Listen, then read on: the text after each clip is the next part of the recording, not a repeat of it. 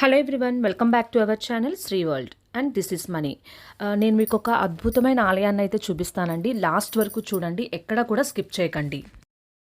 ఈ ఆలయం శ్రీకాకుళం డిస్టిక్లోని నవభారత్ జంక్షన్ నుంచి ఒక 2 కిలోమీటర్స్ లోపలికి వెళ్తే ఉంటుంది. ఈ వీడియోని స్కిప్ చేయకుండా లాస్ట్ వరకు అయితే చూడండి. ఇక్కడ అమ్మవారు స్వయంగా ఇక్కడ జరిగే పూజలను కళ్ళారా చూడడానికి తానే స్వయంగా లోపలికి వచ్చిందటండి. ఎంత అద్భుతమో కదా. ఇక్కడ 1 కాదు 2 కాదు, మొత్తం 1008 మహామేరువులు అంటే శ్రీచక్రాలు ఉంటాయి కదండి. ఆ శ్రీచక్రాలు ఉండి లోపల పూజలు జరుగుతూ ఉంటాయి అన్నమాట. ప్రతి నెల పౌర్ణమి రోజునైతే తప్పకుండా పూజలు జరుగుతాయి. ఒక్కొక్క మేరువు దగ్గర ఒక్కొక్కరు కూర్చొని ఆ పూజా కార్యక్రమాలు అయితే నిర్వహిస్తారు. అసలు అందరూ ఒకే చోట అంతమంది శ్రీచక్రాల దగ్గర కూర్చొని పూజ చేయడం అంటే ఎంత అద్భుతమో చూడండి. మనం ఈ ఆలయం లోపలికి వెళ్ళడానికంటే ముందు చూడండి, చాలా పెద్ద శివలింగం అనమాట. ఎంత బాగుందో. ఈ శివలింగం వెనకమాల చిన్న చిన్న శివలింగాలు అయితే ఉన్నాయి. ఇక్కడ మా బ్యాడ్ లక్ ఏంటంటే లాస్ట్ టైం కూడా వచ్చాము, అప్పుడు కూడా నేను ఒక వీడియో అయితే అప్లోడ్ చేశానండి. అప్పుడు మేము వచ్చిన తర్వాత ఒక హాఫ్ అన్ అవర్కి టెంపుల్ అయితే ఓపెన్ చేశారు.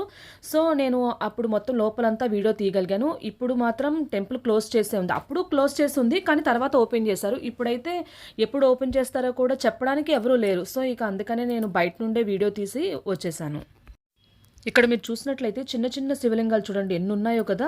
చాలా అసలు ఒకే చోట ఇన్ని శివలింగాలు ఉండడం అంటే ఎంత అద్భుతమో. అలాగే ఒకే ఆలయ ప్రాంగణంలో ఇట్లా శివలింగాలు, అలాగే శ్రీచక్ర మేరువులు 1008 శ్రీచక్ర మేరువులు కూడా ఉన్నాయి. అది కూడా మీకు ఇప్పుడు నేను చూపిస్తాను. సో మేము వచ్చిన టైంలోనే ఇంకొక ఇద్దరు కూడా వచ్చారండి వాళ్ళ ఓన్ వెహికల్స్లో. కానీ టెంపుల్ క్లోజ్ చేసి ఉండేసరికి వాళ్ళు కూడా ఇలా బయట నుండే చూసి వెళ్ళిపోయారు.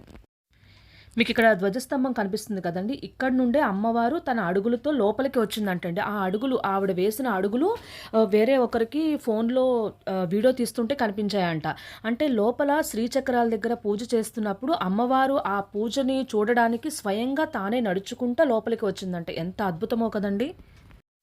ఈ ధ్వజస్తంభం పక్కనే ఈ విధంగా శివలింగాలు కూడా చూడండి చాలా అద్భుతంగా ఉన్నాయి. అయితే లోపల మొత్తం ఫుల్ వీడియోతో నేను ఒకటి ఆల్రెడీ అప్లోడ్ చేశానండి. నేను ఇక్కడ కింద డిస్క్రిప్షన్లో ఇస్తాను, తప్పకుండా ఆ ఛానల్లోకి వెళ్ళి ఆ వీడియో అయితే చూడండి. ఈసారి కూడా నేను కొంచెంగా చూపించే ప్రయత్నం అయితే చేస్తున్నాను, కానీ అప్పుడైతే మాత్రం చాలా బాగా క్లియర్గా అయితే నేను వీడియోలో చూపించాను. సో ఇక్కడ ఒక్కొక్క మేరువు దగ్గర, అదే ఒక్కొక్క శ్రీచక్రం దగ్గర ఒకరు కూర్చొని పూజ చేస్తూ ఉంటే, ఆ పారాయణం చేస్తూ ఉంటే అసలు ఎంత అద్భుతంగా ఉంటుందో కదండి.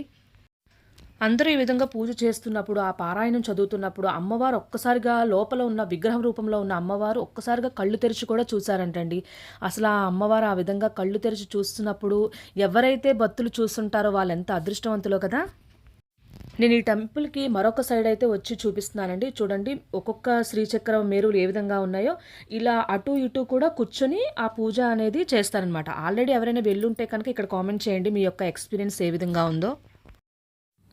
ఈ టెంపుల్కి వెళ్ళి ఆ శ్రీచక్ర మేరువుల దగ్గర కూర్చొని పూజ అది చేయాలని చెప్పేసి ఎప్పటి నుండి అనిపిస్తూ ఉంటుంది. కానీ సమయం రావాలి అంటారు కదా, నాకైతే ఆ సమయం ఎప్పుడొస్తుందా అని ఎదురు చూస్తున్నాను.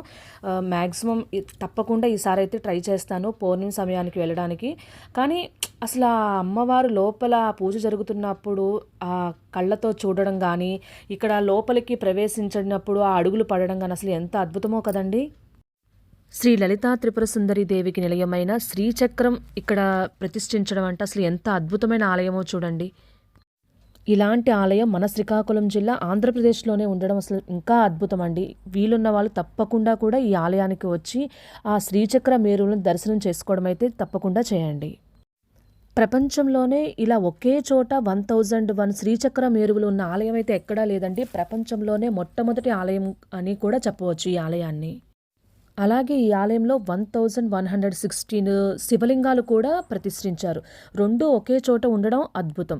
మరొక అద్భుతం ఏంటంటే అమ్మవారు స్వయంగా ఇక్కడికి రావడం. అసలు ఎన్ని అద్భుతాలు ఉన్న ఆలయమో అసలు చెప్పనవసరం లేదనమాట. అన్ని అద్భుతాలు ఉన్న ఆలయం ఇది.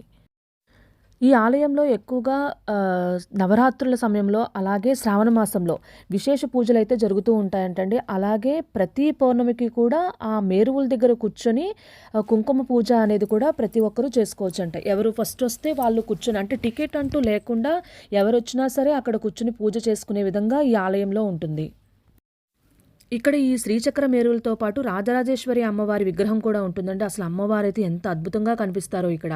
అలాగే మీకు ఒక పెద్ద శ్రీచక్రం కనిపిస్తుంది చూడండి. అక్కడ పూజారి గారు కూర్చొని మిగతా శ్రీచక్రాల దగ్గర భక్తులు కూర్చొని పూజలు చేస్తూ ఉంటారు. సో ఎవరైనా తప్పకుండా వీలున్న వాళ్ళు తప్పకుండా వచ్చి ఇక్కడ ఈ పూజా కార్యక్రమంలో పాల్గొనండి. Please like, comment and subscribe. Thank you.